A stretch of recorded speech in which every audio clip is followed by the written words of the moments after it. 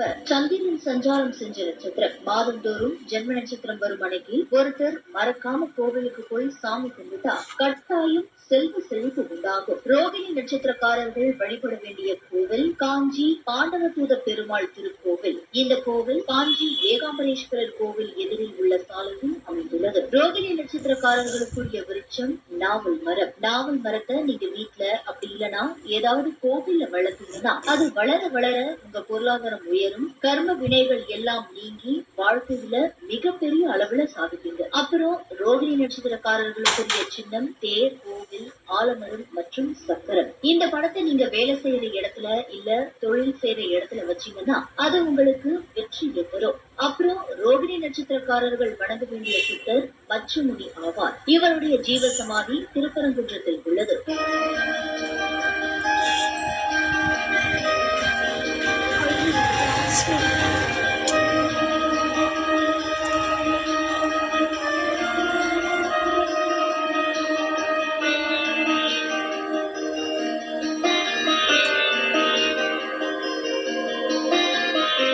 ரோகிணி நட்சத்திரக்காரர்களுக்குரிய சந்திராஷ்டம நட்சத்திரம் மூலம் 4, பூராடம் 1, 2, 3 பாதங்கள். இந்த நட்சத்திர பாதங்களை கடக்கிற வரைக்கும் எச்சரிக்கையா இருந்தா போதும். முக்கியமா அந்த சமயத்துல உங்களுக்குரிய காயத்ரி மந்திரத்தை ஜபம் செஞ்சா சந்திராஷ்டமத்தால எந்த பாதிப்பும் வராது.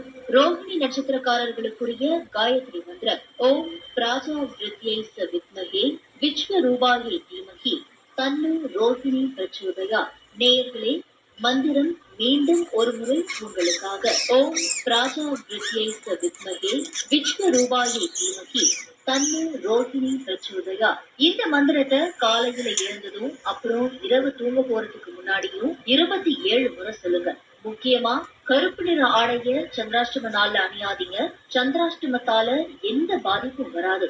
நேயர்களை மீண்டும் நாளை தினம்